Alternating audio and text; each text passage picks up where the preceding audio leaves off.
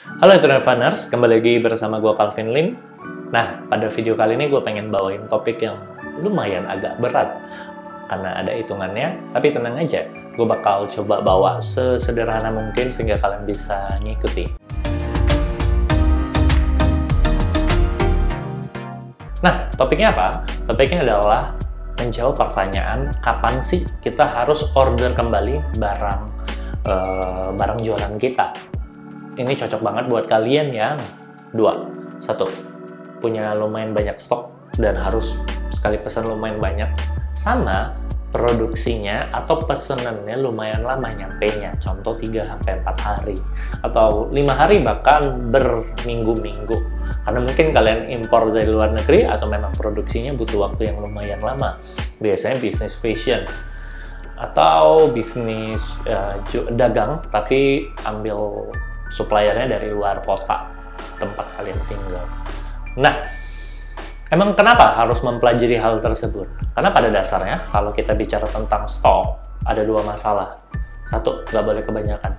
Tapi kita nggak akan bahas itu kali ini. Tapi yang kedua yang akan kita bahas, stok tuh nggak boleh kedikitan. Emang apa masalahnya kalau stoknya kedikitan? Dalam singkatnya adalah zaman sekarang ya, yang jualan barang kita itu lumayan banyak kan, atau alternatifnya juga lumayan banyak walaupun kita punya brand tersendiri. Dan kadang para calon konsumen tuh kalau lagi butuh suatu barang ya mereka butuhnya cepat. Jadi kalau nggak ada di toko kalian, mereka akan berusaha cari di toko lain. Jadi apa problemnya kalau stok kalian kedikitan? Satu, kalian kehilangan kesempatan untuk namanya mendapatkan revenue. Itu kalau bahasa kerennya di ekonomi namanya opportunity cost atau opportunity loss. Ya intinya rugi lah, karena kalian nggak bisa dapat. Padahal harusnya orang tuh beli sama kalian. Cuma pas hari itu, detik itu, dia ngechat di e-commerce kalian atau di WhatsApp kalian nggak punya barangnya. Dan mereka butuh chat sekarang. Oke, sebenarnya banyak masalah-masalah lain yang timbul dari stok kedikitan. Tapi kita coba bahas tentang itu dulu, opportunity yang hilang. Jadi apakah harus nyetok banyak? Ya nggak boleh juga. Karena kalau nyetok kebanyakan, saya kasih bocoran dulu sedikit, ya pertama numpuk banget barangnya. Bisa jadi itu jadi sebuah beban di masa mendatang dan dia makan lumayan banyak tempat. Dan itu ada namanya biaya gudang secara nggak langsung. Oke, kita fokus lagi ke harus order di titik kapan, sehingga kita nggak kehilangan kesempatan tadi.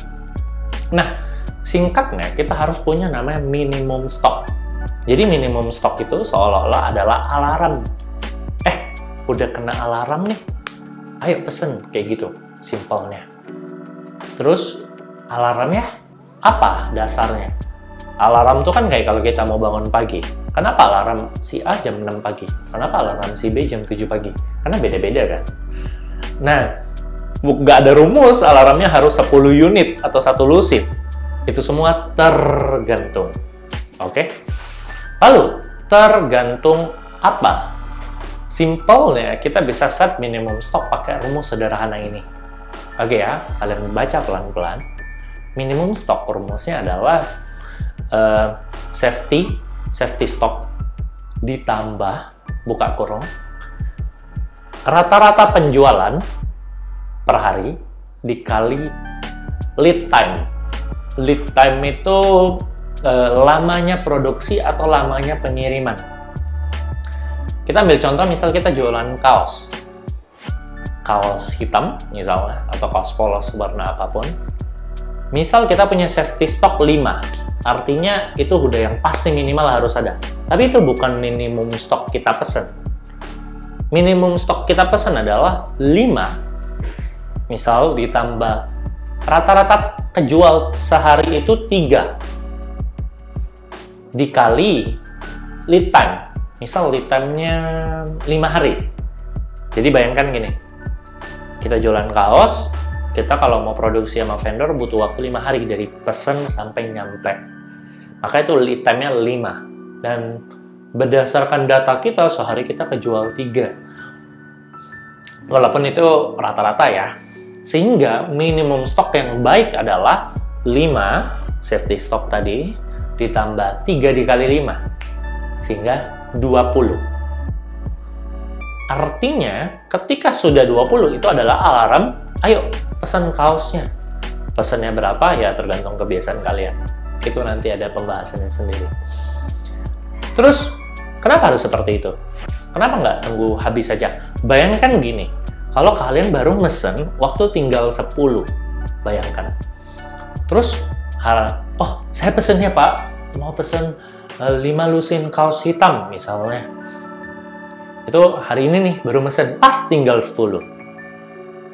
Terus besok laku 3, sisa 7. Barangnya udah nyampe belum? Belum. Besoknya lagi laku 3, kebetulan polanya 3 dulu ya, sisa 4. 2 hari kemudian laku 3 dan 3, sehingga udah habis. Pas hari keempat, ada orang mau mesen. Hari kelima mau mesen, padahal barangnya misal belum nyampe. Ya, gak jadi mesen, contohnya. Atau tadi kalian mesennya super mepet, jadi sisa 6. Dalam 2 hari udah habis. Hari ketiga, 4, 5 sampai barangnya nyampe, stok kalian kosong. Kalau ini bisnis dagang yang perputarannya lumayan cepat, ini sayang sekali kalau stok kosong. Apalagi bisnis online zaman sekarang ya. Karena orang tinggal bisa cari di toko-toko sebelah, ya mereka nggak harus keluar. Tinggal cuma jari jemarinya aja yang menjelajah. Gitu. Simpelnya gitu.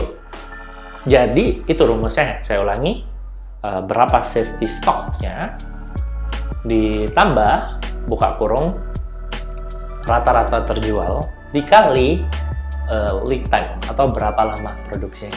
Tapi ini nggak masalah kalau kalian bisnis coffee grab and go, dan stok yang kalian butuhkan adalah susu, misalnya. Dan susunya bisa dibeli di Indomaret, di minimarket sebelah. Gitu. Jadi ya itu gak masalah karena lead time-nya kan 0 hari. Begitu. Jadi sesuaikan. Yang butuh teori atau rumus ini adalah bisnis-bisnis yang tadi lead time-nya lumayan panjang dan butuh barangnya cepat juga dan perputarannya lumayan cepat. Tapi ada kelemahan nih dari rumus ini. Kita nggak pernah tahu apakah sehari beneran 3 atau bisa lebih. Jadi yang akan melawan atau yang mengkontra rumus ini adalah bilang kalau penjualan kita nggak super gak pasti. Tapi selama data kalian bisa manfaatkan, kalian bisa dapat average dan seharusnya akan di sekitar itu kok. Tapi kalau ada demand atau permintaan yang di luar rata-rata alias outlier bahasa kerennya, ya itu nggak bisa kita kontrol. Makanya safety stock tadi bisa jadi cadangan sedikit. Jadi, apakah rumus ini pasti bikin kalian tidak kehilangan kemungkinan atau opportunity penjualan tadi seperti yang gue bahas di awal tadi? Nggak ada yang menjamin. Tetapi setidaknya ini lebih baik karena berdasarkan data dan juga kalian punya dasar yang lebih tepat dan lebih lumayan presisi dibanding cuma pakai feeling. Wah, udah dikit, pesen deh. Wah, kayaknya nipis. Tipisnya itu berapa? Oke, kalian bisa jawab sendiri dan kalian bisa renungkan sendiri. Sekian dari saya, semoga konten hari ini yang memang agak berat bisa berguna. Pelan-pelan aja coba resapi dan adjust atau sesuaikan sama bisnis kalian. Share video ini kalau bermanfaat, jangan lupa like, subscribe channel kami. Thank you.